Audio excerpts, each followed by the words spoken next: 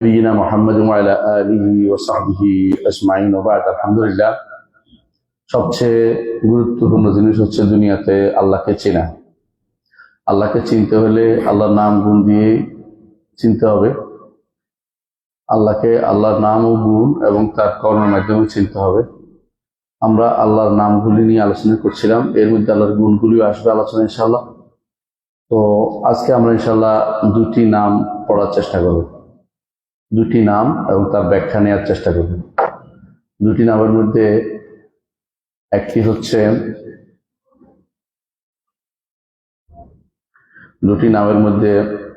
হচ্ছে আল ওয়াহাব, আরেকটি হচ্ছে আল ফাত্তাহ। এই দুটি নাম ইনশাআল্লাহ পড়ব আজকে। প্রথমেই আমরা ইনশাআল্লাহ আল্লাহ প্রথম নাম আল ওয়াহাব নিয়ে আলোচনা করব। কোরআনে কারিমে আল্লাহ তাআলা 3 জায়গায় আল ওয়াহাব নামটি নিয়ে এসেছেন। কোরআনে কারিমে তার নিজের জন্য ব্যবহার করেছেন আল ওয়াহাব। প্রথমে বলেছেন আল্লাহ তাআলা সূরা আল ইমরান 8 নম্বর আয়াতে, রব্বানা লা তুযিগ কুলুবানা বা'দা ইয হাদাইতানা ওয়া হাব লানা মিন লাদুনকা রাহমাহ ইন্নাকা আনতাল ওয়াহাব। ঈমানদাররা আল্লাহর কাছে দোয়া করে বলে, রব্বানা লা তুযিগ কুলুবানা বা'দা ইয হাদাইতানা, আল্লাহ হেদায়েত দেওয়ার পরে আমাদের অন্তরকে বাঁকা করে দিবেন না। আল্লাহ তাআলা হেদায়েত দিয়েছেন, আবার হেদায়েত ছিনিয়েও নিতে পারেন যদি শুকরিয়া আদায় না করা হয়, যদি সেটাকে আপনি যথাযথ মূল্যায়ন না করেন, তাহলে হেদায়েত তিনি নিয়েও নিতে পারেন। কত মানুষ হেদায়েত পাওয়ার পরে আবার কাফের হয়ে গেছে, কত মানুষ হেদায়েত পাওয়ার পরে পথভ্রষ্ট হয়ে গেছে, সুন্নি ছিল শিয়া হয়ে গেছে, এরকম তো বহু মানুষ আছে। তাহলে হেদায়েত পাওয়ার পরে বক্রতা এটা যেন না আসে, ইমানদাররা দোয়া করে, বা'দা ইয হাদাইতানা ওয়া হাব লানা মিন লাদুনকা রাহমাহ, আমাদেরকে আপনার একান্ত রহমত দান করুন, যে রহমতের কারণে আমরা হেদায়েতের উপর টিকে থাকতে পারবো। হেদায়েতের উপর টিকে থাকাটা একটা আল্লাহর বড় নেয়ামত। যত বেশি চাইবেন আল্লাহর কাছে হেদায়েত, তত বেশি আল্লাহ দিবেন। যত বেশি না চাইবেন তত দূরে থাকবেন। এজন্য ইহদিনাস সিরাতাল মুস্তাকিম প্রতি সালাতেই আমরা আল্লাহর কাছে চাই। ওয়া হাব লানা মিন লাদুনকা রাহমাহ, এবং দান করুন, এই দাওয়াত চাইছে আমাদেরকে দান করুন আপনার পক্ষ থেকে রহমত। ইন্নাকা আনতাল ওয়াহাব, আপনি তো নিশ্চয়ই দাতা। ওয়াহাব অর্থ যিনি দান করেন প্রচুর, তাই প্রচুর দান করেন তিনি। কিন্তু সূরা আল ইমরান 8 নম্বর আয়াতে। অন্য আয়াতে আল্লাহ তাআলা বলছেন সূরা সাদের 9 নম্বর আয়াতে বলছেন, আম ইনদাহুম খাযাইন রাহমাত রাব্বিকাল আজিজুল ওয়াহ্হাব।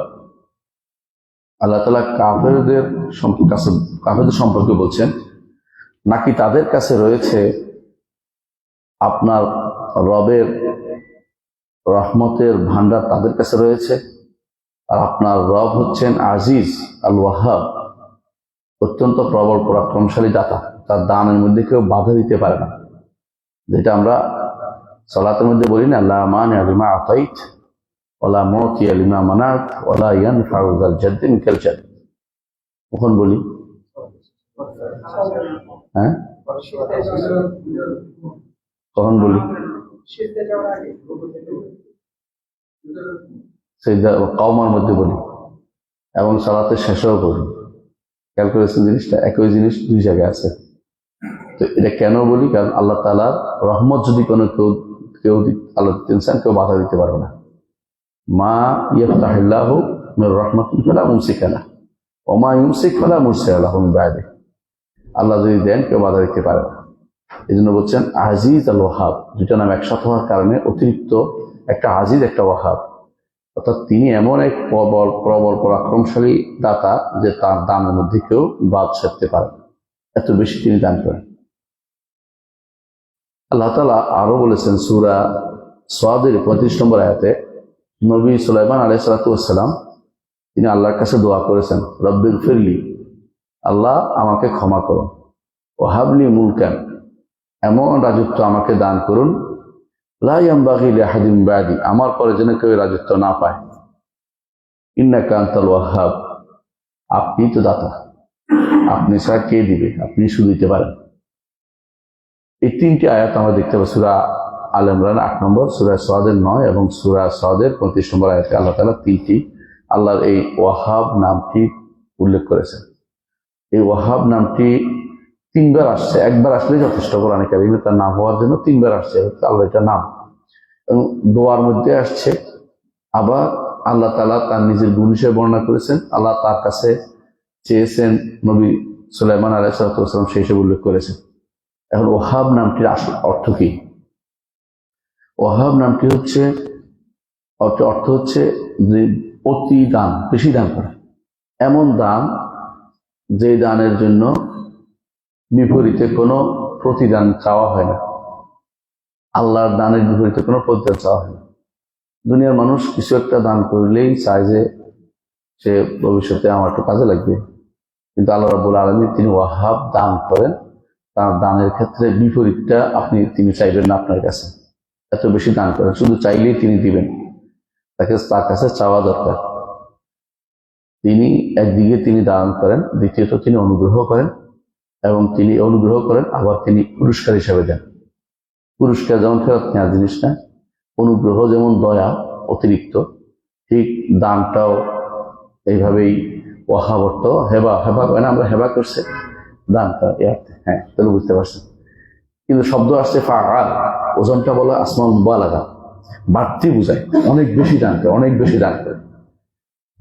হাদিসে কুদসিতে আপনারা শুনেছেন যে যদি সমস্ত মানুষকে আমি দান করি, আতাইতু সুউলা, সমস্ত মানুষ তাদের প্রার্থিত যিনি দিয়ে দেই, মা নাকাসা মিন মুলকি শাইআন, আমার রাজত্বে কোনো কিছু ত্রুটি হবে না, কমবে না। এর অর্থ হচ্ছে এত বেশি দান করেন তিনি সমস্ত সৃষ্টির খোরাকির ব্যবস্থা করেন, সমস্ত সৃষ্টির জীবন ধারণের ব্যবস্থা করেন, নিঃশ্বাসের ব্যবস্থা করেন, পানির ব্যবস্থা করেন, যেটা দরকার।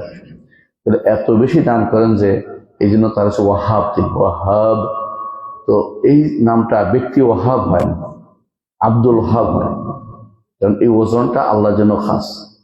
ব্যক্তি ওয়াহাব হয় না, কি হয়? আব্দুল ওয়াহাব। ওয়াহাবের দাস হয়।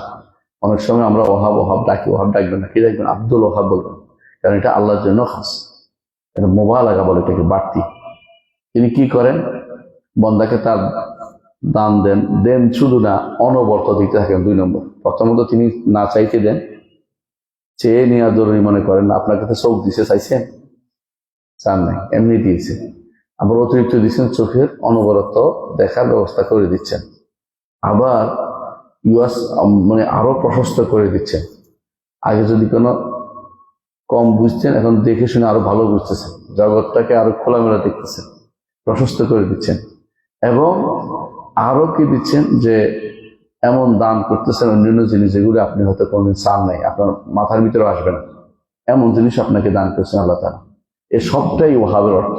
তাহলে দান করা, না চাইতে দান করা, তারপরে দ্বিতীয় হলো অনবরত দেয়া, তৃতীয় হলো প্রশস্ত দান, চতুর্থ হলো পরবর্তী অনবরত দিতে যাওয়া, অর্থাৎ যেগুলি না চাইতে দেয়া, সবগুলি এটার অন্তর্ভুক্ত, যে অনবরত করতে আসছে আমার আল্লাহর পক্ষ থেকে, নেয়ামত আল্লাহর পক্ষ থেকে আসছে। এগুলি হচ্ছে আল ওয়াহাব শব্দের অর্থ। কারণ এটা বারবার আসবে, বিভিন্ন রকম আসবে, অনবরত আসতে থাকবে, এগুলি সবই হচ্ছে ওয়াহাব শব্দের অর্থ। আল্লাহর হাতেই সবকিছু। তিনি যাকে ইচ্ছা দান করেন, যাকে ইচ্ছে বাধা দেন। তিনি যা দিবেন তা বাধা দিতে পারবে না কেউ, তিনি যা বাধা দিবেন কেউ তা চালু করতে পারবে না। এটা হচ্ছে ওয়াহাব শব্দের মূল বক্তব্য। এই জন্য আপনি একটা উদাহরণ ধরেন, একজন মানুষ দুনিয়াতে আসার আগে মায়ের গর্ভে তার বাবার পক্ষ থেকে যা আসে সেটাকে তিনি খাওয়ার ব্যবস্থা করেন, তাই না? হাবলুস সুরির মাধ্যমে বা এমন একটা রশ্মির মাধ্যমে, নাভির মাধ্যমে খাওয়ার ব্যবস্থা করতেছেন। নাভি মায়ের সাথে সম্পৃক্ত হয়ে যাচ্ছে, ছেলের নাভি মায়ের নাভির সাথে, এবং খাওয়ার ব্যবস্থা করছেন। কারণ তখন মুখ দিয়ে খাওয়ার ব্যবস্থা করে লাভ হতো না, এই জন্য সেইভাবে করেছেন আল্লাহ তাআলা। এবং সেটার মধ্যে বড় করে তুলছেন, আবার দুনিয়াতে পাঠিয়ে দিচ্ছেন। দুনিয়াতে আসার পরে পিতামাতার দয়া ওর উপরে আসে যাচ্ছে, পিতামাতা তারপর দয়া করে। 2 সাইডটা দুষ্ট মানুষটা আলাদা কথা, কিন্তু শতকরা বেশিরভাগ প্রাণীকুল পর্যন্ত তার সন্তানকে আদর করে, এটাও আল্লাহর পক্ষ থেকে দয়া। তারপরে আল্লাহ তাআলা আল্লাহর নেয়ামতের মধ্যে আপনাকে বড় করেন। কত ধরনের নেয়ামত দিচ্ছে আপনি গুণে শেষ করতে পারবেন না। ওই তাউদ্দু নেয়ামাতুল্লাহি লা তুহসুহা, আল্লাহ নেয়ামত যদি গণেন কোনোদিন গুণে শেষ করতে পারবেন না। এরপরে যদি আপনি ঈমান পান তো সবচেয়ে আরো বড় নেয়ামতটা আপনাকে দিয়ে দিয়েছে। এরপর যদি ঈমানের উপর মারা যান, বিশাল দুনিয়াতে যা দিচ্ছে বহু গুণ বেশি দিবেন আখিরাতে। মালা আইনুন রাআত ওয়ালা উযুনুন সামিআত ওয়ালা খাতারা আলা কলবি বাশার, যা কোনোদিন চোখ দেখেনি, যা কোনোদিন কানে শুনেনি, যা কোনো অন্তরে উদিত হয়নি, সেটা আপনি পাবেন। আপনি দেখছেন কিভাবে আল্লাহ দেয়, কিভাবে আল্লাহ দেয়। যদি দুনিয়াতে এসে ঈমানের উপর চলতে পারেন, তাকওয়ার উপর চলতে পারেন, আল্লাহ তাও আল্লাহর দান, এটাও আল্লাহর দান। তাহলে আল্লাহ তাআলা আপনাকে মৃত্যুর পরে এত বেশি দিবেন যে, হ্যাঁ, ওলা সাউফা ইউতিকা রাব্বুকা ফাতারদা, এত বেশি দিবেন যে আপনি সন্তুষ্ট হয়ে যাবেন। আল্লাহ দান করবেন। আল্লাহর দানের কোনো সীমা নাই। আমরা শুধু কয়েকটা দিন কোরআন এবং সুন্নতে যেগুলি আসছে কিছু উল্লেখ করতে চাই, কয়েকটা। এক নম্বর হচ্ছে আল্লাহ তাআলা উল্লেখ করেছেন যে বান্দাদের জন্য তো রহমত দিয়েছেন, রহমতের কথা উল্লেখ করেছেন, এবং যে এই রহমত পেয়েছে দুনিয়া ও আখিরাতে সৌভাগ্যশালী হয়েছে। কোরআনে কারীমে আল্লাহ বলছেন ইব্রাহিম আলাইহিস সালাম, আল্লাহ তাআলা ইব্রাহিম আলাইহিস সালামকে অনেক নেয়ামত দিয়েছেন। তার মধ্যে বলেছেন যে তাকে আমি ইসহাক ও ইয়াকুব দিয়েছি। দেয়ার কথা বলছেন কি হিসাবে? মির রহমাতিনা, আমার দয়া। যাকে আল্লাহ দয়া করেন তাকে বড় রহমত করেছেন, তাকে দান করেছেন বড় কিছু। কি বলেছেন? ওয়াহাবনা লাহুম মির রহমাতিনা ওয়া জাআলনা লাহুম লিসানা সিদকিন আলিয়া। ইব্রাহিমকে যখন আমার জন্য এত কিছু ত্যাগ করলো, ইব্রাহিম আরাম আয়েশ ত্যাগ করছে, আগুনে নিক্ষিপ্ত হয়েছে, দেশ ছেড়েছে, ফ্যামিলি পর্যন্ত বিপদে পড়েছে। তারপর যখন এসে পৌঁছে কোথায়? বাইতুল মাকদিস এলাকায়, খালিল, এখন যেটাকে আল খলিল বলে, এখন যেটা কি বলে? খলিল বলে, ওইখানে হেব্রন বলে, হেব্রনও বলে।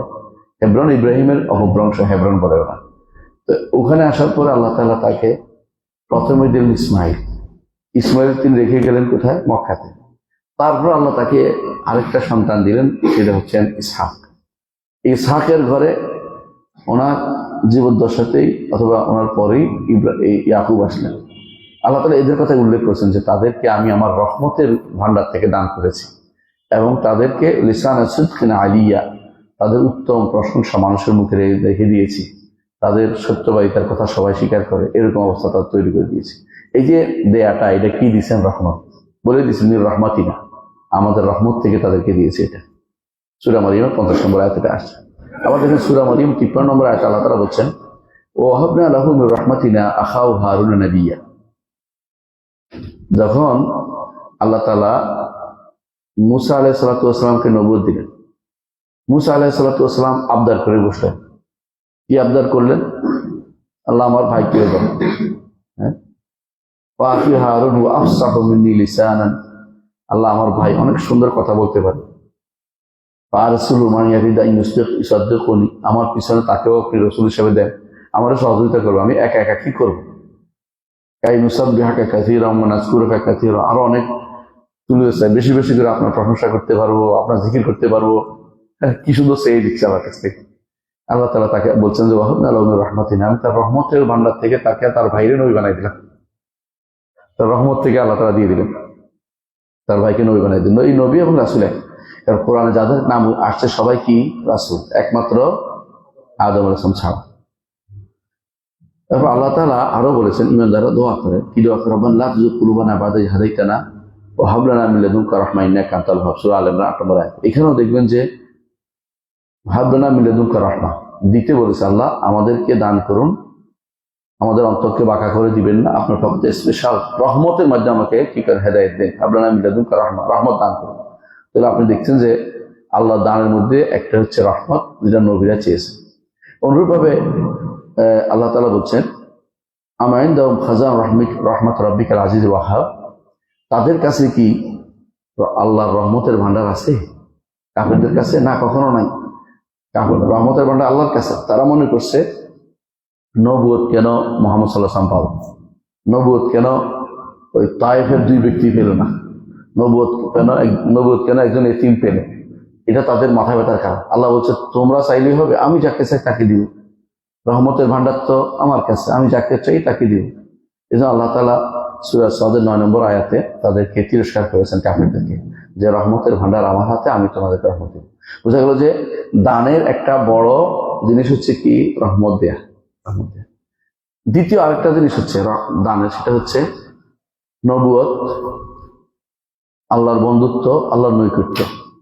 নবুয়ত, বন্ধুত্ব, নৈকট্য, দ্বিতীয়টা। এটা আল্লাহ তাআলা কোরআনে কারীমে উল্লেখ করেছেন, ওয়া ওয়াহাবা লি হুকমা ওয়া জাআলানি মিনাল মুরসালিন।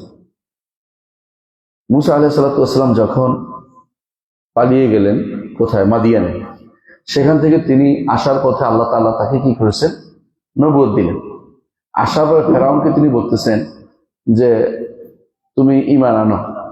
ফেরাউন বলতেছে, তুমি না সেই ব্যক্তি যে আমাদের লোককে মেরে ফেলছিল, আমাদের ঘরে বড় হয়েছিল। মানে শুরু হয়েছে তার আক্রমণাত্মক ভূমিকা।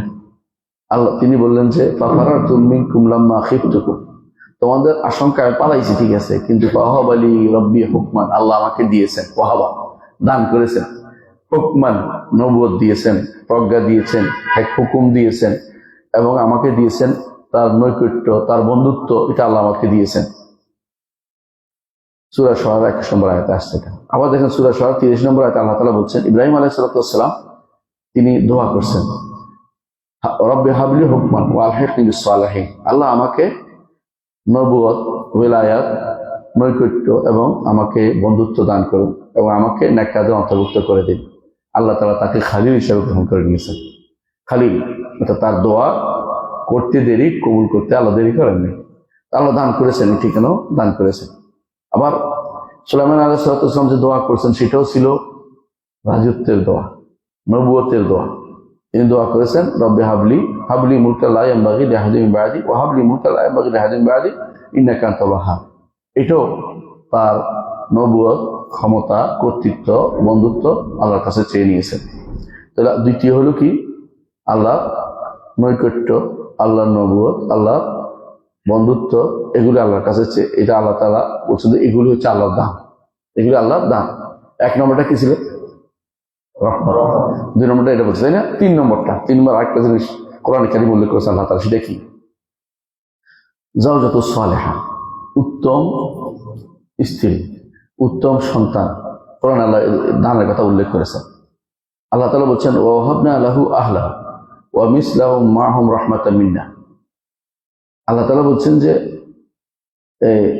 যে নবীকে, আল্লাহ আইয়ুব নবীকে যখন আল্লাহ তাআলা বিভিন্ন রকমের পরীক্ষায় ফেললেন, পরীক্ষা থেকে মুক্ত করার পরে আমি তাকে আবার পরিবারকে আবার ব্যবস্থা করে দিয়েছি, এবং তার জন্য ব্যবস্থা করে দিয়েছি, রহমতের ব্যবস্থাপনা করে দিয়েছি। তাহলে পরিবারও একটা আল্লাহর রহমত, পরিবারও একটা আল্লাহর দান, পরিবারও একটা আল্লাহর দান, উত্তম পরিবার। রাসূলুল্লাহ সাল্লাল্লাহু আলাইহি ওয়াসাল্লাম কি বলেছেন, আর দুনিয়া মাতা ও খায়রু মাতাইহা আল মারাতুস সালিহা, দুনিয়া হচ্ছে উপকৃত হওয়ার জিনিস, আর উত্তম উপকৃত হওয়ার জিনিস হচ্ছে ন্যাক স্ত্রী, ন্যাক স্ত্রী। এবং সন্তানরা যদি কোনো ন্যাক সন্তান হয়, উত্তম কেমন, মরে গেলেও কাজে লাগে, মরে গেলেও কাজে লাগে। আর যদি চোখের সামনে থাকে, চক্ষু শীতলকারী হয়। যে সন্তান সালাত আদায় করে, মসজিদে আসে, যে সন্তান কোরআন তেলাওয়াত করে, যে সন্তান দ্বীন বুঝে, শরিয়া বুঝে, গুনাহ থেকে দূরে থাকে, আপনার অন্তর কি হবে, পরিচ্ছন্ন। আপনার অন্তর, তার আপনার চক্ষু শীতলকারী হয়ে যাবে সন্তান। এই জন্য স্ত্রী সন্তানরা যদি ভালো হয়, এটা আল্লাহর পক্ষ থেকে একটা দান, এটা একটা বড় দান। দানের মধ্যে আমরা তিনটা পেলাম, তিনটা না, একটা কি বলছে রহমত, আরেকটা কি নবুয়ত বা বন্ধুত্ব, নৈকট্য, আর তৃতীয় হচ্ছে উত্তম সন্তান, উত্তম স্ত্রী, এটা নেয়ামত। এটা আরেকটা দলিল দেখেন, ইমানদাররা দোয়া করে বলে, সূরা ফুরকানের শেষে আমরা পড়ছেন দোয়াটা, সেটা কি, সূরা ফুরকানের 74 নম্বর আয়াত, ওয়াল্লাযীনা ইয়াকুলুনা রব্বানা হাব লানা মিন আজওয়াজিনা, আল্লাহ আমাদেরকে দান করুন, ওয়াহাব থেকে, বুঝছেন তো, দান করুন আমাদের স্ত্রীদের থেকে, আমাদের সন্তানদের কুররাতা আইয়ুন, যারা আমাদের চক্ষু শীতল করবে, ওয়াজআলনা লিল মুত্তাকিনা ইমামা, আমাদেরকে মুত্তাকিদের ইমাম বানিয়ে দেয়। এটা হচ্ছে ইমানদারদের দোয়া। আর অন্যরা কি দোয়া করে, পয়সার কথা বলে দেয়, চাকরির কথা বলে দেয়, ইত্যাদি কথা বলে দেয়। ইমানদাররা চক্ষু শীতলকারী, চক্ষু শীতলকারী ব্যক্তি, সন্তান এবং স্ত্রীর চক্ষু শীতলকারী হলে ঘর শান্তি, দুনিয়া শান্তি।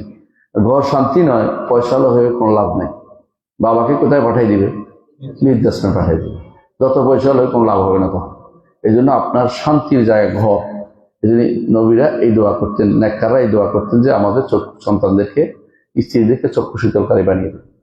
রাসূলুল্লাহ সাল্লাল্লাহু আলাইহি ওয়াসাল্লাম এই জন্য বলেছেন, উত্তম স্ত্রী হচ্ছে যে ওই ব্যক্তি, ওই নারী যে নারীর দিকে তাকালে স্বামীকে খুশি করে দেয়। আর স্বামী যদি অনুপস্থিত থাকে তা নিজেকে হেফাজত করে। স্বামীর সম্পদ তার কাছে থাকলে সেটাকে যথাযথ সংরক্ষণ করে। কিন্তু তিনটা গুণ উল্লেখ করা হয়েছে, গুরুত্বপূর্ণ তিনটি গুণ। তাহলে বোঝা গেল যে এগুলি হচ্ছে আপনার আল্লাহর দানের একটা অংশ, হচ্ছে উত্তম স্ত্রী। কোরআন কারীমে আল্লাহ তাআলা অন্যত্র বলেছেন সূরা আম্বিয়ার ৭২ নম্বর আয়াতে, ওয়াহাবনা লাহু ইসহাক ওয়া ইয়াকুবা নাফিলাতান, আমরা ইব্রাহিমকে দিয়েছি, ইসহাক দিয়েছি, ও ইয়াকুবা নাফিলাতান, আরো অতিরিক্ত ইসহাকের ঘরে ইয়াকুবকেও দিয়েছি, মানে তার বংশের মধ্যে নবুয়ত রেখে দিয়েছি, অতিরিক্ত দান করেছেন। এটা দান, আল্লাহর পক্ষ থেকে দান।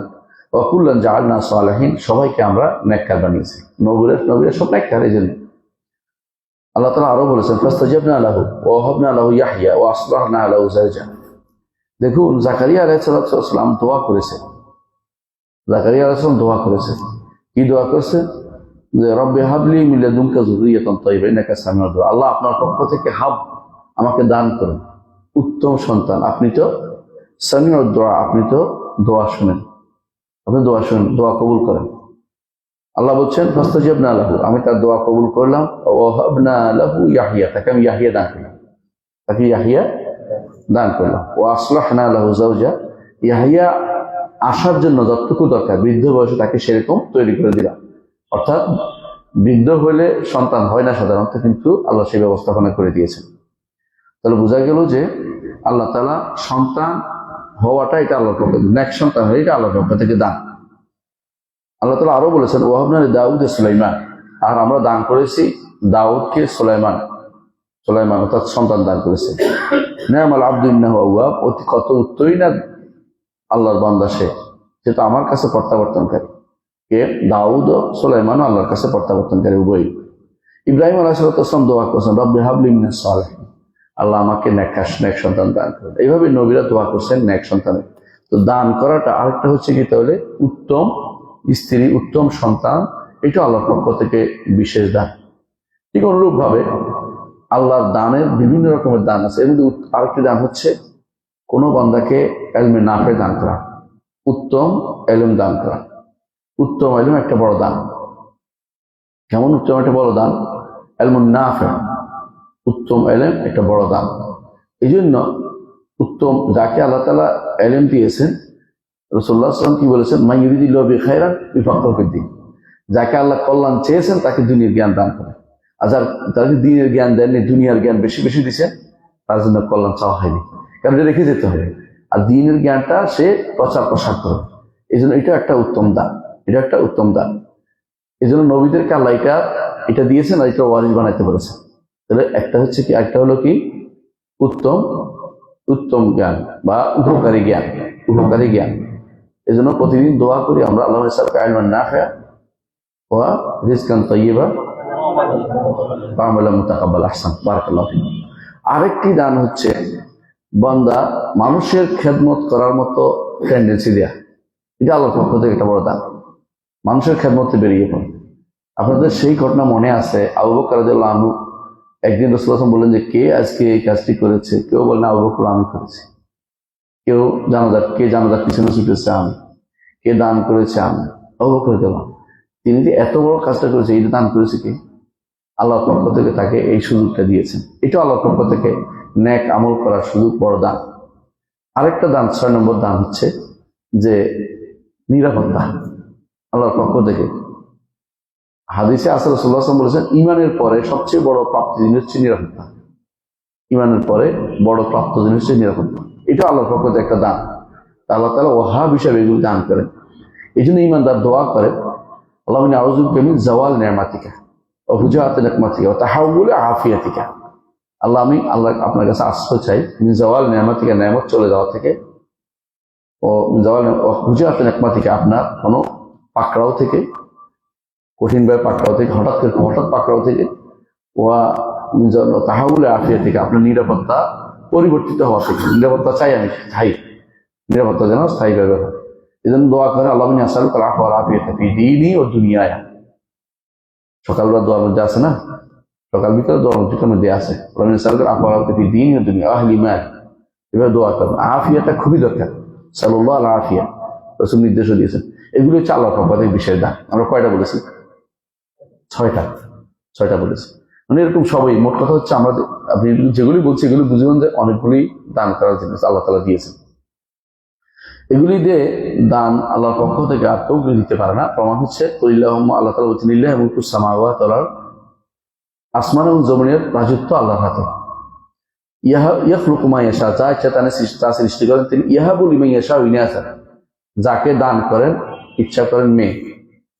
ও ইয়াহাবু লিমান ইয়াশা যুকুর, যাকে ইচ্ছা করেন সন্তান ছেলে দেন, কাউকে ছেলে দেন কাউকে মেয়ে দেন। আউ ইজাউজুহুম যুকরান ওয়া ইনাসা, আর অথবা কাউকে ছেলে মেয়ে উভয়টা দেন। ওয়াজালু মান ইয়াশা আকিমান, কাউকে সন্তানই দেন না, কাউকে সন্তান করে দেন। ইন্নাহু আলিমুন কাদির, তিনি জানেন কার জন্য কি অ্যাপ্রোপ্রিয়েট হবে। কাদির, তিনি দিতে সক্ষম, যাকে যেটা দেওয়া দরকার তাকে সেটা তিনি দেন। সূরা সূরা 49-50 নম্বর আয়াতে বলেছে। এই জন্য আল্লাহর পক্ষ থেকে এই সন্তান একটা বড় নিয়ামত, কন্যা একটি নিয়ামত, স্ত্রী একটি নিয়ামত, উভয়টা হওয়া একটি নিয়ামত, এগুলো সবগুলো আল্লাহ এখানে উল্লেখ করেছেন। ইয়াহাব, যে তিনি দান করেন, ওয়াহাব হিসাবে তিনি দান করেন, ওয়াহাবা বলে দান করেন তিনি।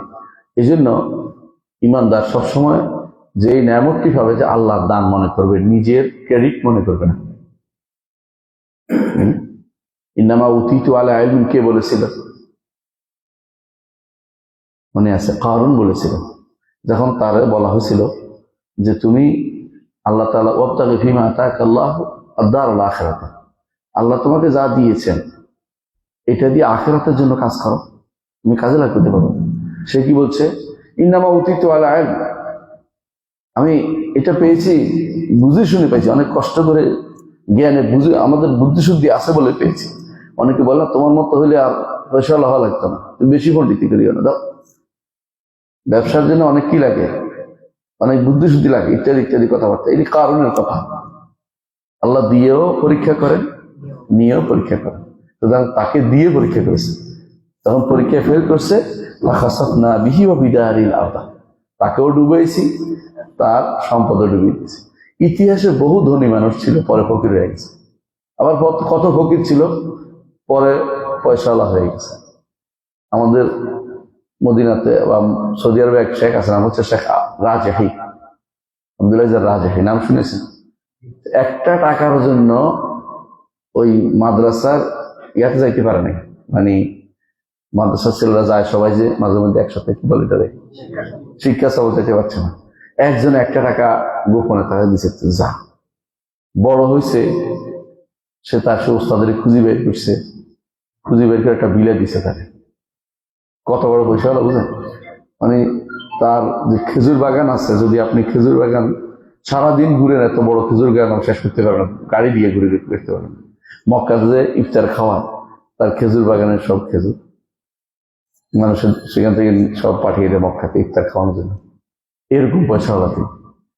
রাজশাহী ব্যাংক মালিক তিনি, এটা ইসলামিক করে ফেলছে দিন পুরোটাই।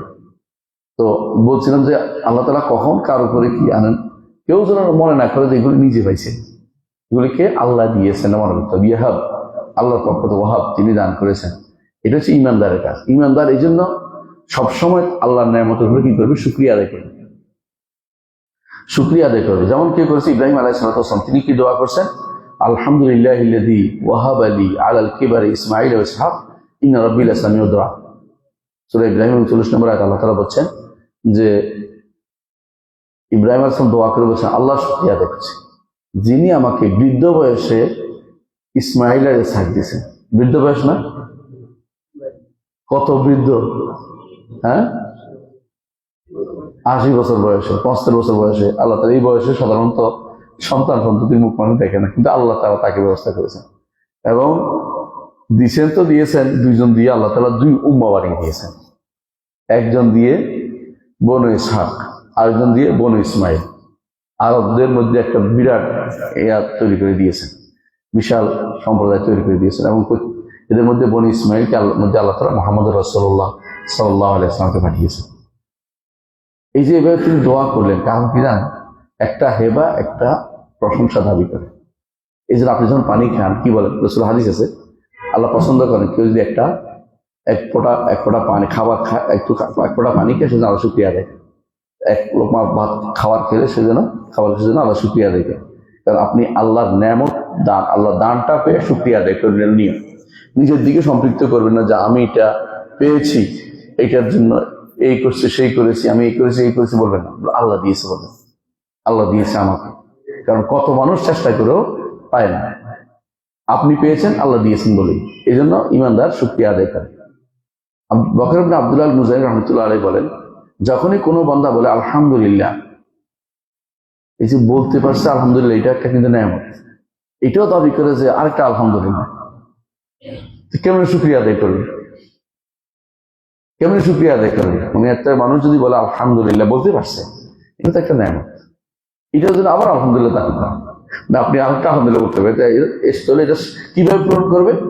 যত নেয়ামত আসবে নতুন নতুন আলহামদুলিল্লাহ বলতেই থাকবে। এই জন্য রাসূলুল্লাহ সাল্লাল্লাহু আলাইহি ওয়াসাল্লাম বলছেন, তিনি কি বলছেন, যখনই কিছু হয় ইমানদারের সে কি বলবে আলহামদুলিল্লাহ। আর যদি কষ্টকর জিনিস হয় তখন কি বলবে? আলহামদুলিল্লাহ আলা কুল্লি হাল, সর্বাবস্থা আলহামদুলিল্লাহ, মানে আলহামদুলিল্লাহ বন্ধ নেই। ইমানদার আলহামদুলিল্লাহ বন্ধ করে না, কারণ আমরা জানি যে আমরা রাসূল বলছেন আমাদের উম্মত হচ্ছে হাম্মাদুন, তাই না? আল্লাহ প্রশংসা করে, আল্লাহর হাম প্রকাশ করে। নবী হচ্ছেন মুহাম্মদ, আর নবীর ঝান্ডার নাম কি? লিওয়াউল হাম, ঝান্ডা, হামদের ঝান্ডা, হামদ লেখা থাকবে এরকম ঝান্ডা। আর এই উম্মতের প্রশংসিত উম্মত। আর নবী আহমদ, এবং জান্নাতে প্রবেশ করলে কি বলতে হবে? আলহামদুলিল্লাহিল্লাযী আযহাবা আন্নাল হাযানা, ওই আল্লাহর প্রশংসা করতেছি যিনি আমাদের সমস্ত চিন্তা ক্লেশ দূর করে দিয়ে জান্নাত দিয়ে দিয়েছেন। এবং সবশেষে কি বলবেন? ওয়া আখিরু দাওয়ানা আনিল হামদুলিল্লাহি রাব্বিল আলামিন, জান্নাতে প্রবেশ করে। সুতরাং হাম ইমানদার মুখে সবসময় উচ্চারিত হবে। ইমাম শাফিঈ রাহমাতুল্লাহ আলাইহি বলতেন, আলহামদুলিল্লাহিল্লাযী লা ইউদ্দি শুকরা নি'মাতা মিন নি'ামিহি ইল্লা বিনি'মাতিন হাজ্জাতিন তুযিবু শুকরা আলাইহা। ওই আল্লাহর প্রশংসা করছি যার নেয়ামতের শুকরিয়া আদায় করে শেষ করতে পারবেন না। একটা শুকরিয়া আদায় করলে আরেকটা, এটাও একটা নেয়ামত শুকরিয়া দাবি করতেছে, এটা তিনি বলেছেন প্রথমে। তিনি বুঝতে পারছেন যে এইভাবে শুকরিয়া আদায় করতে হয়। তাহলে বোঝা গেল আল্লাহ এই দানগুলি দুই প্রকার। একটা হচ্ছে তিনি দুনিয়াতে অনেক কিছু দিচ্ছে, একটা হচ্ছে আখিরাতের জন্য দান, তাই না? দুনিয়াবি দানের মধ্যে আছে সম্পদ, বিভিন্ন কল্যাণে খরচ করা একটা দান, আপনি খরচ করতে পেরেছেন, এটাও কিন্তু একটা দান। উনি আপনাকে আল্লাহ দিয়েছে, আল্লাহ খরচ করতে পেরেছেন, এটাও একটা আল্লাহর পক্ষ থেকে দান, যে আপনাকে এই টেন্ডেন্সি দিয়েছে, এই মানসিকতা দিয়েছে যে আপনি দান খরচ করবেন, এটাও আল্লাহর পক্ষ থেকে। আর আখিরাতের দান কি? সর্বশেষ দান হবে আপনার জন্য জান্নাত, যে জান্নাতের পরে আর কোনো বড় নেয়ামত কিছু হইতে পারে না, আপনাকে আল্লাহ তাআলা সে দান করবেন। সুতরাং আমি ওয়াহাব নামটির অর্থ একটু আলোচনা করি। ওয়াহাব নামটির তাহলে কি পাইলে আমরা? এক নম্বর হচ্ছে আল্লাহকে ভালোবাসা আপনাকে দাবি করে, কারণ আল্লাহ যদি দান করে আল্লাহকে ভালোবাসতে হবে, তাই না? আল্লাহ যদি দান করে আল্লাহ একান্ত আল্লাহর ইবাদত করতে হবে, তাহলে তিনি দান করবেন। দ্বিতীয় হচ্ছে যে আল্লাহ শুকরিয়া আদায় করবেন, আল্লাহ দানের উপর আল্লাহ শুকরিয়া আদায় করবেন। তৃতীয় হচ্ছে আপনি যতটুকু পারেন, আল্লাহ যেহেতু দান করেন, আপনাকে দিয়েছে, আপনিও দান করার চেষ্টা করেন। রাসূলুল্লাহ সাল্লাল্লাহু আলাইহি ওয়াসাল্লাম এই জন্য তিনি অনবরত দান করতেন। কবি বলতেছেন, মা ক্বালা লা ইল্লা ফি তাশাহুদি, তাশাহুদ ছাড়া তিনি কোনোদিন লা বলতেন না। তাশাহুদ বুঝছেন তো? বুঝেন না? লা ইলাহা ইল্লাল্লাহ কোথায় না, আশহাদু আল্লা ইলাহা ইল্লাল্লাহ, তো এখানটা লা আছে। তো কবি বলতেছেন যে তিনি মুহাম্মদ রাসূলুল্লাহ সাল্লাল্লাহু আলাইহি ওয়াসাল্লাম কাউকে লা বলতে জানেন না, তবে তিনি তাশাহুদের মধ্যে শুধু লা বলেছেন, তিনি কোনোদিন লা বলেন নাই, যে নাই দিব না, এটা বলেন নাই। যে কেউ আসতো তিনি চেষ্টা করতেন তাকে কিছু না কিছু দিতে। এটা হলো সবচেয়ে উত্তম চরিত্র, হচ্ছে মুহাম্মদ রাসূলুল্লাহ সাল্লাল্লাহু আলাইহি ওয়াসাল্লামের চরিত্র। কারণ আল্লাহ তাআলা যেটা পছন্দ করেন রাসূল সেটা পছন্দ করতেন। আল্লাহ তাআলা দান করা পছন্দ করেন, রাসূল দান করতেন। এই জন্য ইমানদার আল্লাহ রহমত, আল্লাহ রহমান, আর তিনি পছন্দ করেন কি? যারা রহমত করে, তাই না? আর রাহিমুনা ইয়ারহামুহুমুর রহমান, যারা রহমত করে আল্লাহ রহমান তাদেরকে পছন্দ করেন। তো এই জন্য দানের ক্ষেত্রে আল্লাহ আপনাকে দান করেছেন, আপনিও দান করবেন, এবারে কমতি করবেন না। চতুর্থ যে প্রভাব এর নামের, সেটা হচ্ছে যে নেয়ামতকে শুকরিয়ার মাধ্যমে ধরে রাখতে হবে। নেয়ামত যদি শুকরিয়া না আদায় করেন, নেয়ামত কি হয়? চলে যায়। সেটা কি? অপব্যবহার, খারাপ জায়গায় ব্যবহার, অথবা খারাপ ভাবে ব্যবহার। আপনার চোখ নেয়ামত না? আল্লাহ দান করেছেন না আপনাকে চোখটা? এটা যদি কেন আপনি খারাপে ব্যবহার করেন তাহলে আল্লাহ শুকরিয়া আদায় করলেন না। এই জন্য আপনি চেষ্টা করবেন আল্লাহ শুকরিয়া আদায় করে ভালো জায়গায় ব্যবহার করতে। এই জন্য ইমানদার দোয়া করবেন রাত কুলুবানা বাদে হাদাইতানা হাবলানা মিন লাদুনকা রাহমা। 5 নম্বর যে আল্লাহর কাছে চাইবেন এর মাধ্যমে,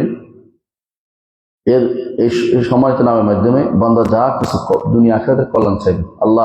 আল্লাহ ইন্নাকা আনতাল ওয়াহ্হাব, এবং দোয়া করবো আল্লাহ আপনি তো ওয়াহ্হাব, দাতা, আমাকে দান করুন, আমাকে আমার প্রয়োজন যা আছে তা দিন। এইভাবে আপনি আল্লাহর কাছে চাইবেন। দুনিয়া বা আখিরাতের চাওয়াটা আল্লাহর কাছে চাইবেন, আর কারোর কাছে চাইবেন না। এটা একটা দার্স আমরা শেষ করলাম। দ্বিতীয় আমরা আরেকটা পড়বো ইনশাল্লাহ, আরেকটা আল্লাহর একটা নাম পড়বেন, আল ফাত্তাহ। আল ফাত্তাহ নামটি একবার এসেছে কোরআনে কারিমে। কয়বার আসছে? একবার আসছে। তাই কোথায় আসছে? সূরা সাবার 26 নম্বরে আল্লাহ তাআলা বলছেন, কুল ইয়াজমাউ বাইনা রব্বুনা, বলুন হে নবী আমাদের রব আমাদের মাঝে, ইয়াজমাউ বাইনা রব্বুনা, আমাদের মাঝে তোমাদের মধ্যে একসাথে করে দিবেন হাশরের মাঠে। সুম্মা ইয়াফতাহু বাইনানা বিল হক, তারপর তিনি যথাযথভাবে আমাদের মধ্যে কি করবেন? বিচারের ব্যবস্থা করে দিবেন, খোলাসা করে দিবেন, স্পষ্ট করে দিবেন। ওয়া হুয়াল ফাত্তাহুল আলিম, তিনি ফাত্তাহ এবং তিনি আলিম। ফাত্তাহ কি? বিচারকারী। আরো অর্থ আছে, আমি সেগুলো আলোচনা করবো। আলিম এবং তিনি সর্বজ্ঞ, সবকিছু জানেন। কার অন্তরে কি ছিল, কি কোন উদ্দেশ্যে দুনিয়াতে ঘুরে বেড়াইছে, সেটা তিনি কি জানেন? সবচেয়ে বেশি জানেন। এই জন্য আল্লাহ তাআলা অন্য আয়াতে বলেছেন, ওয়াসা রাব্বুনা কুল্লা শাইইন ইলমা, আমাদের রব সব কিছুকে তার ইলমের মাধ্যমে তিনি পরিবেশন করে আছেন। আল্লাহ পরিবেশনকে অর্থ বুঝুন তো, ইলমের মাধ্যমে পরিবেশন, অর্থাৎ তার ইলমের বাইরে কিছু যায় না। এটা হলো ইলমের মাধ্যমে পরিবেশন। আমরা পরিবেশন করি হাত দিয়ে, তাই না? ধরে রাখি, যাইতে পারবে না, তাই না? কিন্তু আল্লাহর পরিবেশন হাতের নয়, আল্লাহর পরিবেশন কি দিয়ে? ইলম দিয়ে। ওয়াসা রাব্বুনা কুল্লা শাইইন ইলমা, আমাদের রব সবকিছু ইলম দিয়ে পরিবেশন করেছেন। বুঝলেন? ওয়ালা ইউহিতুনা বিহি ইলমা, আর কেউ তাকে ইলম দিয়ে ইহাতা করতে পারে না। ইহাতার অর্থ একই অর্থ, ওয়াসা অর্থ একই, ওয়াসা অর্থ একই অর্থে। বুঝলেন তো? তাই এরপর আল্লাহ তাআলা বলছেন, আল্লাহ তাওয়াক্কালনা, আল্লাহর উপর আমরা তাওয়াক্কুল করলাম। আল্লাহ আমাদের শিখিয়ে দিচ্ছেন কিভাবে বলতে হবে। রব্বানা ইফতাহ বাইনানা ওয়া বাইনা কওমিনা বিল হক্কি ওয়া আনতা খায়রুল ফাতিহিন। নবীরা এটাই বলতেন যে আমাদের মাঝে, আমাদের কওমের মধ্যে যথাযথভাবে কি করেন? আপনি ফাতহা করে দিন, মীমাংসা করে দিন, ভাগ করে দিন। ইমানদার একদিকে, কাফের আরেকদিকে। ইমানদার পুরুষের এটা, কাফের পুরুষের এটা ভাগ করে দিন। আপনি উত্তম উত্তম পৃথককারী বা উত্তম বিচারকারী। তাহলে আমরা পাইলাম যে ফয়সালাকারী। ফাত্তাহ একটা নাম পাইছি আমরা, তাই না? এই ফাত্তাহ নামটির ব্যাপারে আমরা একটু আলোচনা করবো। ফাত্তাহ নামটি আসল অর্থ কি? 1 নম্বর অর্থ হচ্ছে যে আল্লাহ তাআলা বান্দাদের মধ্যে শরীয়ত দিয়ে যা ইচ্ছে তা তিনি ফাতহা করেন, যেমন বান্দার জন্য উন্মুক্ত করে দিয়েছেন। ফাতহা শব্দ তো উন্মুক্ত, কোনো কিছু উন্মুক্ত করে দেয়া। কিভাবে উন্মুক্ত করে? সাধারণত আপনি ঘরের দরজা উন্মুক্ত করেন না, এটাও ফাতহা। ফাতাহাল বাব, দরজা খুলছে, হ্যাঁ, দরজা খোলা, ফাতাহাল বাব বলে আরম্ভ। কিন্তু একটা হলো হেসি, অনুভূতি, মানে অনুভূতি। একটা হলো অনুভূতি না, এটা মানবিক। সেটা কি? আল্লাহ তাআলা আপনার জন্য বিশাল ভান্ডার, নেয়ামতের ভান্ডার উন্মুক্ত করে দিয়েছেন। এটা আবার আল্লাহ তাআলা আপনাদের শরীয়ত উন্মুক্ত করে দিয়েছেন, শরীয়তের বিধানগুলি আপনার জানিয়ে দিয়েছেন, এটা ইলম আপনাকে জানিয়ে দিয়েছেন। এগুলো সবই কিন্তু উন্মুক্ততা। কিছু আছে হেসি, মানে সরাসরি অনুভূতি দিয়ে আপনি হাত দিয়ে করেন, অঙ্গ প্রত্যঙ্গ দিয়ে করেন, এগুলি একটা। এগুলি এখানে উদ্দেশ্য না। আল্লাহর উদ্দেশ্য হচ্ছে ফাত্তাহ দ্বারা মানবিক, যেগুলি আপনার উপর আল্লাহ তাআলা অনবরত দিচ্ছেন, আপনাকে অনবরত আপনার উপর উন্মুক্ত করে দিচ্ছেন, বেশি বেশি করে আপনার উপরে আপনার জন্য দিয়ে দিচ্ছেন। এটা দুই ভাগেই করতে। একটা হচ্ছে, এটা দুই ভাগে, একটা হচ্ছে আল্লাহ তাআলা শরীয়ত হিসাবে যেটা দেন, আরেকটা হচ্ছে আল্লাহ তাআলা তাকদীর হিসাবে যেটা দেন। বুঝছেন কিনা? মানে শরীয়ত হচ্ছে সালাত, যাকাত, সওম। বারবার প্রথমে কি আসছে? সালাত, তারপরে কি যাকাত, তারপরে সওম, তারপরে হজ। দেখছেন তো? প্রথমে কালিমা। এভাবে আল্লাহ তাআলা শরীয়ত হিসেবে আপনাকে দিয়েছেন। কিন্তু আরেকটা হচ্ছে নির্ধারণ করে রাখছেন কার জন্য কি। ওইটাও কিন্তু ফাতহা। ইমানদারের জন্য একটা, কাফেরের জন্য আরেকটা নির্ধারণ করে রাখছেন। এটা একটা। আবার এটা দুনিয়ার যেমন শরীয়ত, আবার এর প্রতিদণ্ড আল্লাহর কাছে যখন যাবে সেটার প্রতিদণ্ড তিনি নির্ধারণ করেছেন। এটাও কিন্তু আল্লাহর ফাতহের একটা অংশ, যেটা তার শরীয়তের যে মানুষকে দিয়েছেন, উন্মুক্ত করে দিয়েছেন, এটার একটা প্রতিদান। এই তিনটা জিনিস হয়ে গেছে। একটা সে দুনিয়াতে শরীয়ত হিসেবে দিয়েছেন, যে মানবে তার জন্য জান্নাত, যে মানবে না তার জন্য জাহান্নাম। দুইটা হয়ে গেল। আর একটা হচ্ছে তাকদীর। তাকদীর জন্য আল্লাহ কার জন্য কি নির্ধারণ করেছেন কেউ জানতে পারবে না, তিনি নির্ধারণ করে দিয়েছেন যার জন্য যা ইচ্ছা। এটা হলো ফাত্তাহ। কার জন্য কতটুকু ফাতহ করেছেন। রিজিকের ভান্ডার আপনার জন্য কতটুকু রাখছেন, ইলমের ভান্ডার আপনার জন্য কতটুকু রাখছেন, হিকমতের ভান্ডার কতটুকু রাখছেন, কোনো ব্যক্তি এটা বলতে পারবে না, কিন্তু তিনি নির্ধারণ করে রাখছেন। এটাই হচ্ছে ফাতহ। এই জন্য সূরা ফাতহের 2 নম্বর আয়াতে আল্লাহ তাআলা বলছেন, মা ইয়াফতাহিল্লাহু লিন-নাসি মির রাহমাতিন ওয়ালা মুমসিকা লাহা। মানুষের জন্য আল্লাহ যে রহমত দিবেন, কেউ যে উন্মুক্ত করবেন, কেউ সেটাকে বন্ধ করতে পারবে না। ওয়ামা ইউমসিক ফালা মুরসিলা। যেটা আল্লাহ যে উন্মুক্ত দ্বারটা বন্ধ করে দিবেন, সেই দ্বারটা কেউ যেটা উন্মুক্ত করবে সেটাকে বন্ধ করতে পারবে না, আর যেটা বন্ধ করবে এটাকেও উন্মুক্ত করতে খুলতে পারবে না। মিন বাদি ওয়া হুয়াল আজিজুল হাকিম। এই জন্য ইবনে সাদি রাহমাতুল্লাহ আলাইহি বলেন যে দিন হতে পারে এটা, আবার প্রতিদানও হতে পারে। একটা হলো এটা দিনের দিক থেকে দুনিয়াতে যা দিয়েছেন, আর প্রতিদান হিসেবে আখিরাতে যা দিবেন। এই দুইটাই হুকমুশ শারঈ। একটা হুকমুল কাদারি, ফাতহ কাদারি, যেটা সেটা কি তিনি কার জন্য কি নির্ধারণ করেছেন এটা বলেন নাই। সেটা দুইটা দিক থেকেই আল্লাহ তাআলা মানুষকে শরীয়তের দ্বীনের উপরে বাদশা করেছেন। এই হিসাবে তিনি ফাতহ, দুই দিক থেকেই, দুনিয়া এবং আখিরাত একটা, তাই না? দুনিয়াতে কি দিয়েছেন শরীয়ত হিসাবে, আখিরাতে শরীয়তের পুরস্কার কার জন্য কি রাখছেন এটা, আর তাকদীর হিসাবে কার জন্য কি নির্ধারণ করেছেন। দুই দিক থেকে তিনি ফাত্তাহ, যে কার জন্য কি মুক্ত করবেন তিনি জানেন। কথা বুঝে আসছে? সমস্যা? কোন সমস্যা? দুইটা অর্থ, একটা হচ্ছে শারআন, একটা হচ্ছে কাদরান। শারআন আল্লাহ তাআলা ফাতহ করেছেন। কি ফাতহ করেছেন?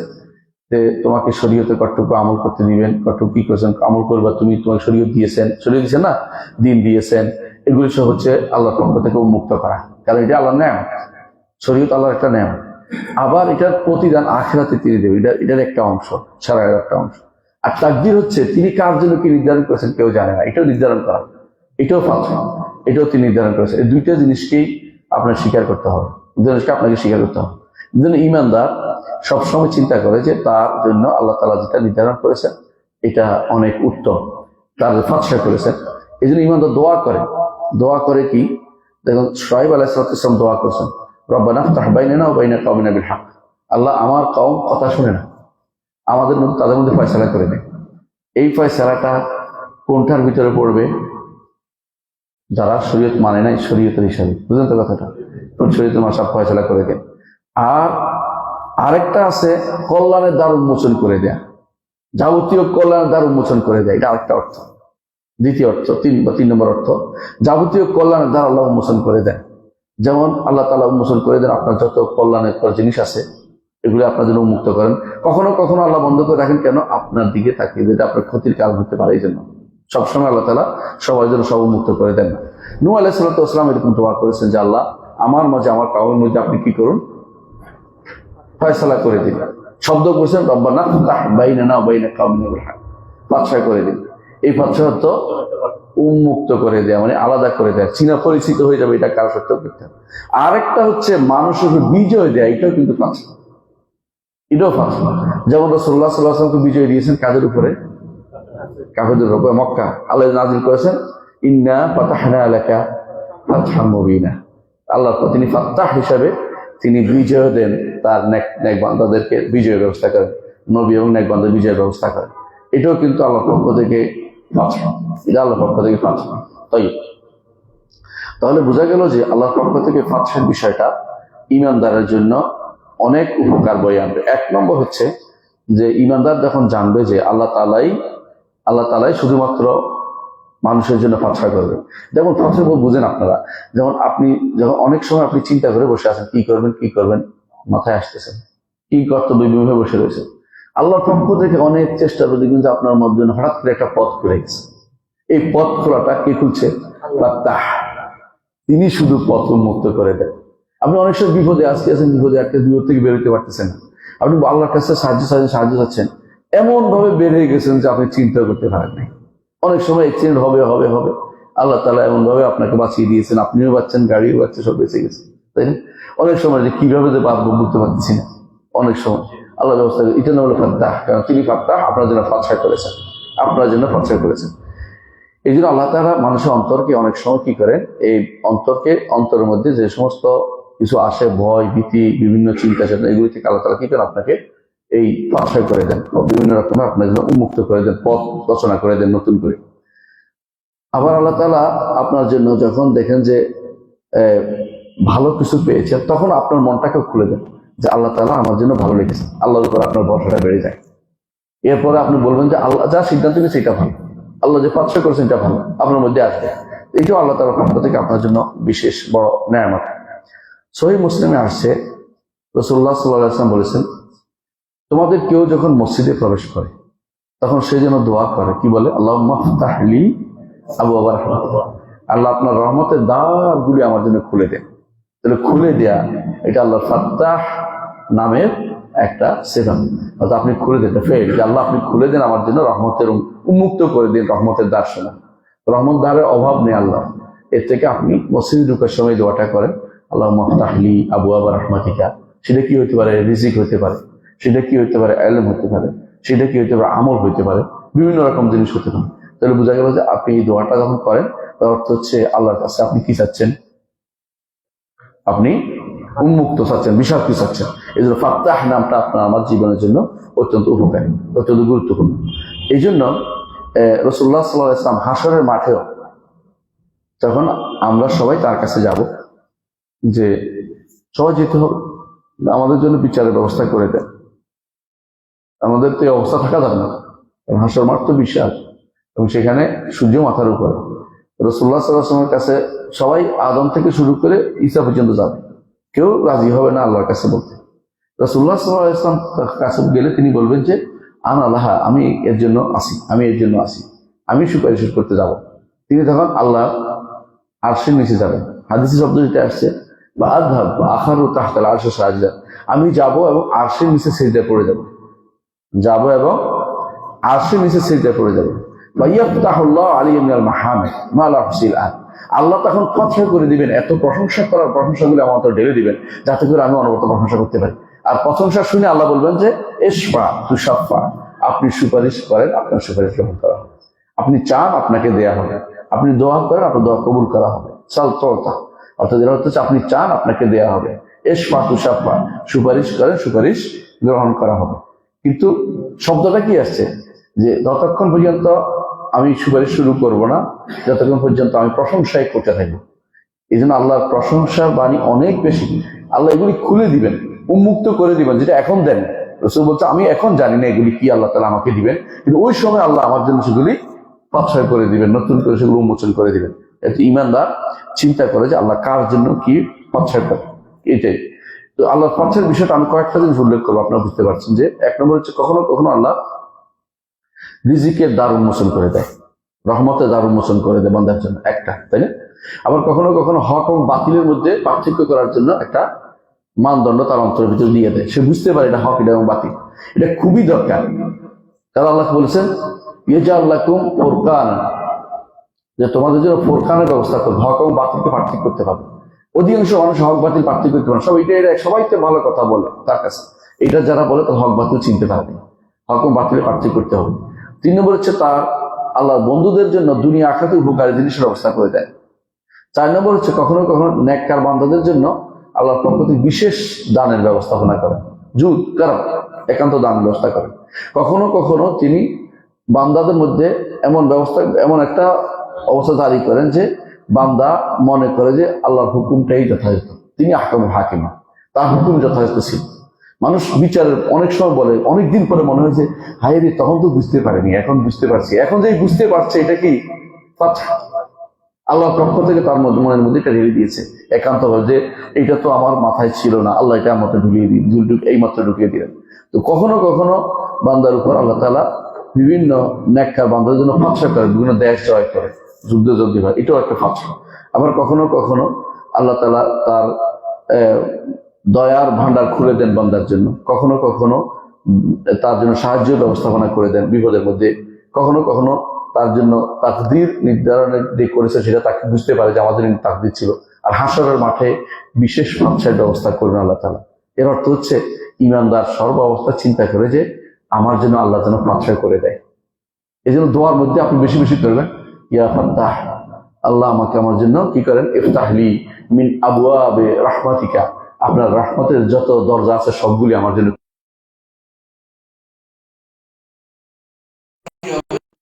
সংকীর্ণ হয়ে গেছে, যে অন্তরে আর কিছু নাই, সে অন্তরটিতে কি হবে, পানির ব্যবস্থা হয়ে যাবে।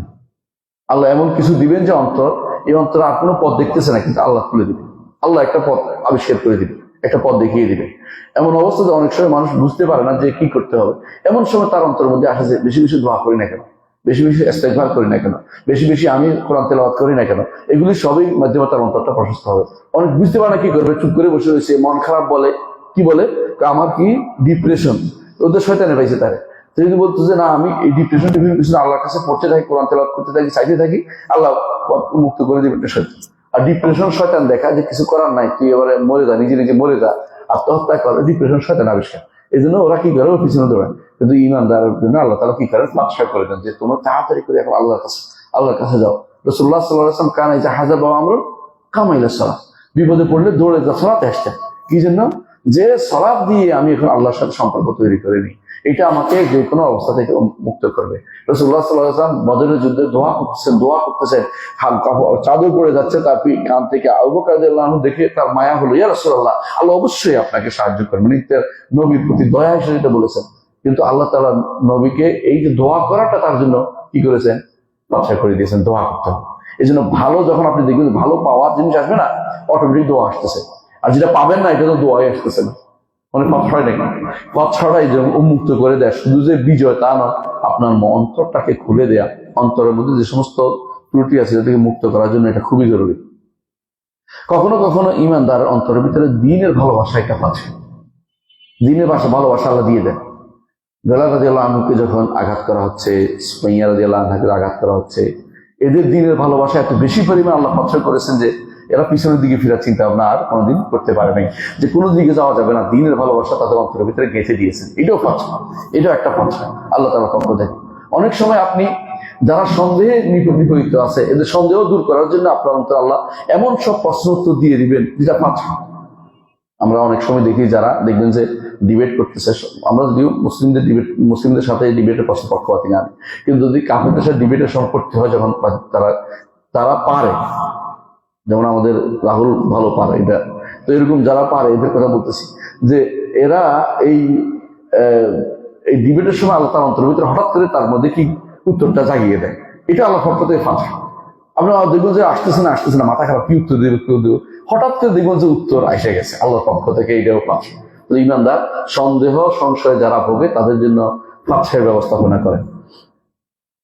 অনুভাবে দেখবেন যে অনেক সময় আল্লাহ তাআলা কাফের অন্তর ফাঁসা করে দেন, যে ইমানের জন্য আহমান শারাহ আল্লাহু সাদরাহু লিল ইসলাম ওয়া হুয়া আলা নূরিন মির রাব্বিহ, কাফের ইমান আনে না, হঠাৎ করে তার অন্তরের ভিতরে আল্লাহ খুলে দিয়েছেন। ওমর রাদিয়াল্লাহু আনহু ইমান আনে না, কিন্তু আল্লাহ তাআলা উন্মুক্ত করে দিয়েছেন, ইমান নিয়ে এসেছেন। আমর ইবনে আস রাদিয়াল্লাহু আনহু কত ইমান আনে নাই, উল্টা পাল্টা কত কিছু করেছেন, ইমান এনেছেন। ঠিক আবু সুফিয়ান রাদিয়াল্লাহু আনহু কত ইমান আনে, পরে আল্লাহ উন্মুক্ত করে দিয়েছেন। এগুলি সব কিন্তু আল্লাহর পক্ষ থেকে বিশেষ ফাত, ইমানের জন্য বিশেষ ফাত। এটাও আমাদেরকে মনে রাখতে হবে যে আল্লাহ তাআলা এইভাবেও মানুষের অন্তরকে উন্মুক্ত করে দেন। আরেকটা কথা হচ্ছে, অনেকে দেখবেন হাদিস পড়ে, 30 বছর হাদিস পড়ায়, মাগার আমল নাই, বুঝছেন তো, অন্তর আল্লাহ তাআলা আমলের জন্য উন্মুক্ত করে দিয়ে, সুন্নাহকে কিভাবে আঁকড়ে ধরবে সে চিন্তা থাকে, একটা সুন্নাহ ফেলে কিভাবে আমল করতে হবে চিন্তা থাকে। সুবহানাল্লাহ, আমি একজন ঢাকা বিশ্ববিদ্যালয়ের এক টিচারকে পেয়েছি, যিনি একটা সময় ছিলেন পিএসসির চেয়ারম্যান ছিলেন, নাম বলতে চাচ্ছি না। আমি ওনার বাসায় গেছি বেড়াতে, উনি আমার একটু দাঁড়ান, আমি একটা আলাদা দিয়ে আসি। চিন্তা করেন, একটা মানুষ বলে যে, আমি বললাম যে আমি না, এটা আমার সুযোগ, আপনি কেন দিবেন, আমি এটা আলাদা দিলে সব পাবো।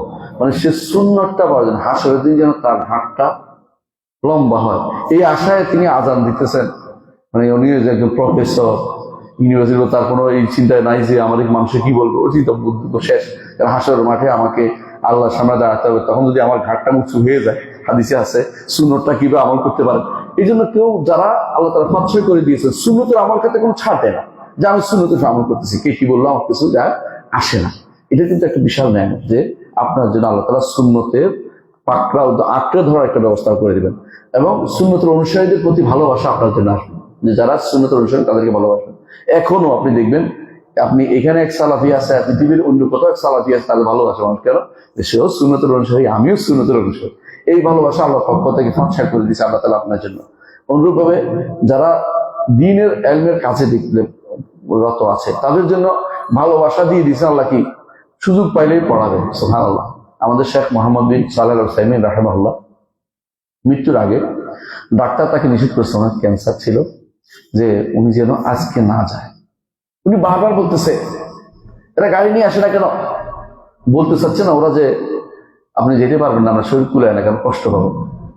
তো ছেলেটা বসে রয়েছে আমার জন্য, ছেলেটা আমার জন্য বসে রয়েছে, এই ওরা না নিয়ে আসলে তুমি গাড়ি নিয়ে আসো, ছেলেকে বলতেছে তুমি গাড়ি নিয়ে আসো। তখন এসে বলতেছে, ডাক্তার এসে বলতেছে আপনি আসলে আজকে যেতে পারবেন না, আপনার শরীরের যে অবস্থা যেতে পারেন, কারণ আমি যেতে পারবো, তোমরা আমাকে বাধা দিচ্ছ। মানে ভালোবাসা কতটুকু আল্লাহ দিন প্রসারের জন্য, যে তারা কোনো কিছুকেই পরোয়া করে না, কার কি বললো যায় আসে না, এরা চায় যে কিভাবে আল্লাহ দিন প্রসার করবে। এটা আল্লাহ পক্ষ থেকে বিশেষ পাচ্ছা তার জন্য। এই পথটা বিশাল পথ, বিশাল পথ। দিন যেমন আসছে, নশ্বর দিনের মধ্যে আল্লাহ তাআলা তার অন্তরটাকে উন্মুক্ত করে দিয়েছেন, সে কারো কোনো পরোয়া সে করছে না।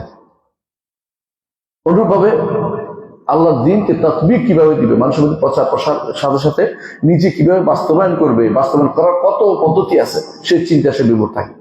কিভাবে পরবর্তী প্রজন্ম দিনের উপর বড় হবে, সুন্নতের উপর বড় হবে, সেই চিন্তা সে থাকে সবসময়, যে যদি একটা বই লিখি, যদি এটা কিছু করি, হয়তো হতে পারে পরবর্তী প্রজন্ম এটার উপরে থাকবে, আমি সাদাকা জারিয়ে পাবো, এটা আমার জন্য বড় নেমন। এটা আল্লাহর পক্ষ থেকে বিশেষ পাচ্ছ। অনেক সময় আপনি চিন্তা করেন এটা কেন করছে, দেখবেন আমি মাঝে মধ্যে বলি সুবহানাল্লাহ, শাইখ হোসেন মোহাম্মদ আব্দুল্লাহ রহমতুল্লাহ আলী, দেখেন এই কিতাবটা যে লিখেছে কিতাবুত তাওহীদ, আপনারা যারা পড়েছেন দেখবেন এরকম এত সুন্দর কিতাব ইতিপূর্বে গত 1400 বছরে কেউ লেখেনি। তাওহীদুল উলুহিয়ার উপরে আলাদা কিতাব এভাবে আল্লাহ যেন রেখে দিয়েছেন, যে এটা মুহাম্মদ বিন আব্দুল ওয়াহাবের উপরে ফাতশা করে এইভাবে লিখে দিয়েছেন। ইবনে তাইমিয়া রাহমাতুল্লাহ আলাইহি আকীদাতুল ওয়াসিতিয়া, অথবা ফাতাওয়াল হামাবিয়াল কুবরা, অথবা আকীদাত তাদমুরিয়া, আপনি দেখবেন যে এরকম আপনি আরেকজন খুঁজে পাবেন না যারা এরকম সুন্দর করে লিখতে পেরেছে। আল্লাহ বিশেষভাবে তাদের জন্য ফাতশা করেছে। মাঝে মধ্যে আমি চিন্তা করি সুবহানাল্লাহ, এদেরকে আল্লাহ কেন এত সুন্দর পছন্দ করেছে, অন্তরটাকে আল্লাহ দেখেছেন তাদের, এই জন্য আল্লাহ ফাতশা করে তাদের অন্তরের ভিতরে ঢেলে দিয়েছেন যে তোমার দ্বারা এই কাজ হবে, আর কারো দ্বারা না হলো। এমন সব কাজ আলেমরা করে, মাঝে মধ্যে আশ্চর্য হতে হয়। ইমাম যাহাবী বলতেছে আমি জানি না ইমাম নবী আল্লাহর কাছে কি দোয়া করেছেন যে আল্লাহ তার জন্য এত ফাতশা করে দিলেন। তার কিতাব 40 হাদিস দুনিয়া জোড়া মানুষ মুখস্থ করে, রিয়াদুস সালেহিন সবাই পড়ে। তিনি তখন বললেন যে আল্লাহ আমাকে এরকম একটা ব্যবস্থা করে দেন, দোয়া করেন। সবাই তার ছাত্র বলতেছে আল্লাহ আপনারও এরকম করছে, আপনার বই সারা দুনিয়ার মানুষ পড়ে। ইমাম ইবনে হাজার বলতেছেন যে আল্লাহ কি দিলেন ইবনে যাহাবীর আল্লাহ কি দিলেন, আমি যেন এরকম ওই পানি খাইছে জমজমের পানি, আল্লাহ আমি যেন যাহাবীর মতো আলেম হতে পারি, যাহাবী হইয়া আর একটু বেশি হয়েছে, আবার তারা বড়। এটা হচ্ছে আল্লাহর পক্ষ থেকে চাইতে আল্লাহ তাআলা দেন, কিন্তু এই যে দাওয়া দেয়াটা এটা আল্লাহর পক্ষ থেকে, এটা হলো ফাতশা, বা এটা যেন তার জন্য উন্মোচন করে দেয়া। এটা ইমানদারিটা হচ্ছে খুবই গুরুত্ব দেয়, খুবই গুরুত্ব দেয়। অনুরূপভাবে ন্যাক কাজ করার মতো আপনার টেন্ডেন্সি জারি হবে আপনার ঘরের ভিতরে। দেখবেন যে আপনি পড়তে চাচ্ছেন, আপনার সন্তান পড়তেছে, আপনি যদি না পড়েন সন্তানও পড়বেন, আর আপনি পড়বেন তার দেখা দেখে একজনও পড়বে। এটা কিন্তু আপনাকে আল্লাহ তাআলা ইলহাম করেছেন, তুমি পড়ো, তুমি না করলে কেউ করবে না। অনুরূপভাবে দেখবেন যে কেউ, এই ইমাম আব্দুল্লাহ ওমরি রাহিমাহুল্লাহ, ওমর রাদিয়াল্লাহু আনহুর বংশের পরবর্তী প্রজন্ম, তৃতীয় প্রজন্ম, তিনি একদিন ইমাম মালিকের কাছে চিঠি লিখছেন যে আপনি এখন যা যা করতেছেন এর চেয়ে নিজের জন্য কিছু করেন। বুঝলেন কথাটা কি? বুঝছেন? মানে আপনি সারাদিন মানুষের পড়ান, এর চেয়ে আপনি বেশি বেশি ইবাদত করেন। এই মালিক একটা সুন্দর কথা বলছেন, ইমাম মালিক রহমতুল্লাহ আলাইহি। ইমাম যাহাবী উল্লেখ করেছেন তার সিয়ার আলামিন নুবালার মধ্যে, যে আল্লাহ তাআলা এক একজনকে আল্লাহ এক এক দিক ফাতশা করে দেন। বুঝছেন তো? কাউকে ফাতশা করেন সলাতের মাধ্যমে, বেশি বেশি সলাত আদায় করে, কাউকে ফাতশা করেন কোরআন তিলাওয়াতের মাধ্যমে, কারো দিকে সওম আদায়ের দিকে, নফল সওম পালনের দিকে, কাউকে দেন বিরুল ওয়ালিদাইন, পিতা মাতার সাথে ভালো ব্যবহার করে, কেউ সিলাতুর রাহিম আত্মীয়তার সম্পর্ক বজায় রাখার দিকে, কেউ মিসকিনের জন্য দৌড়াদৌড়ি করে। কিন্তু সমাজে এমন মানুষ আছে যারা কিন্তু শুধু ফরজ নামাজ পড়ে, কিন্তু বেশিরভাগ সামাজিক কাজে জড়িয়ে আছে। এক একজনকে আল্লাহ এক এক জায়গায় দেয়। আমাকে আল্লাহ যে এলেম দিয়েছে দাবি হচ্ছে যেন আমলের চেয়েও বেশি করে এলেমটা প্রচার বেশি করে।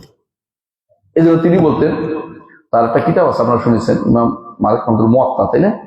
তো মুয়াত্তা ইমাম মালিক বলেন, এই মালিক রহমতুল্লাহ আলাই তার মুয়াত্তার মৃত্যুর সময় বলছেন যে আমি মনে করি যে একটি মাসআলা শিক্ষা দেয়া, একটি মাসআলা শিক্ষা দেয়া আল্লাহর ঘর 1 মাস তোয়াফ করা সংসদ। কারণ 1 মাস তোয়াফ করলে সে নিজে পাইবে, আর একটা মাসআলা যদি কোনো কাউকে শিক্ষা দেয়, এটা কি হলো সবাই পাইলো, মুতাআদ্দি হলো, অনেক মানুষই পেল। আর এইটা অনেক মানুষেরটা হলো, অনেক মানুষ আমল করতে থাকলে এটা কি হবে?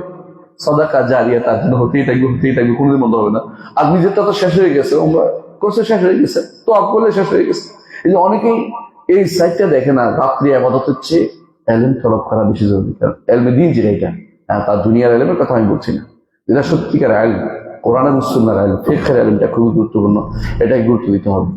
তবে এর মধ্যে আছে দ্বীনের ফিকহ অর্জন করা, যে আমরা বলেছি। এমনকি এই যুগে যুগে আলেমরা এটাই বলেছেন যে আল্লাহ তাআলা শেষ মাত্রা কখন দিবেন? হাসরের মাঠে, কিয়ামতের মাঠে ঈমানদারদেরকে আলাদা করবেন ফাতহা করে, কাফেরদেরকে আলাদা করে দিবেন। এই ফাতহাটা হচ্ছে খুবই গুরুত্বপূর্ণ। রব্বানা ফাতাহ বাইনানা ওয়া বাইনা কওমিনা বিল হাক্কি ওয়া আনতা খায়রুল ফাতিহিন, এটা ঈমানদারদের জন্য কল্যাণ। আপনাকে আমাকে এই জন্য বলেছেন রাসূলুল্লাহ সাল্লাল্লাহু আলাইহি ওয়াসাল্লাম, কুল মাফাতিহা লিল খায়রি ওয়া মাগালিকা লিশ-শার, তুমিও কল্যাণের দ্বার উন্মোচনকারী। একজন মানুষ বলছে, রাসূলুল্লাহ বলেছেন, মানুষের মধ্যে কিছু আছে ফাতহা করে খারাপের রাস্তা চালু করে দেয়, আর কিছু আছে ভালো রাস্তা চালু করে। তুমি যেন ভালো রাস্তায় চালুকারী হও, এটা রাসূলুল্লাহ সাল্লাল্লাহু আলাইহি ওয়াসাল্লাম আমাদেরকে এই দিক নির্দেশনা দিয়েছেন। তার অর্থ হচ্ছে যে ফাতহ নামটা অধীন এই সব কিছু আল্লাহ এতক্ষণ যা আলোচনা করেছে। তবে আমরা একটা জিনিস বলি সর্বশেষ, এটা হচ্ছে আল্লাহ তাআলা ফাতহ করেন কখনো কোনো পরীক্ষার জন্য। এর দলিল হচ্ছে কোরআন কারীম, আল্লাহ তাআলা বলছেন যে ফালাম্মা নাসু মা যুক্কিরু বিহি, যখন তাদেরকে যা জানিয়ে দেওয়া হয়েছে, কোরআন মানো, হাদিস মানো, শরিয়া মানো, তারা শুনলো না, তখন তাকে শুনে না, ফাতাহনা আলাইহিম আবওয়াবা কুল্লি শাই, তাদের জন্য আল্লাহ নেয়ামত বেশি করে দিলেন, এত বেশি দিলেন যে তারা খুশি হয়ে গেল। খুশি হয়ে যাওয়ার পরে আল্লাহ তাআলা কি করলেন? আখাযনাহুম বাগতাতান, হঠাৎ করে পাকড়াও করে বসেন, যে তোমরা তো আল্লাহর দিনকে মেনে চলার জন্য করতেছো না, তোমরা অন্যায়। আল্লাহ ছাড় দিয়েছেন কি জন্য? দেখা যায় কত দূর তুমি যেতে পারো। এই জন্য আল্লাহ ফাতহা শুধু যে নেয়ামত দিবে তা নয়, কখনো কখনো পরীক্ষার জন্য আল্লাহ তাআলা কখনো কখনো কি করেন? ফাতহা করে দেওয়ার কারণে আল্লাহ কোরআনে উল্লেখ করেছেন। সুতরাং আপনি দেখবেন সরফে সালিহ যেটা করতেন আমাদের এখানে নাকি, সুবহানাকাল্লাহি ওয়া বিহামদিকা আশহাদু আল্লা ইলাহা ইল্লা আনতা আস্তাগফিরুকা ওয়া আতুবু ইলাইক। আসসালামু আলাইকুম ওয়া রাহমাতুল্লাহ।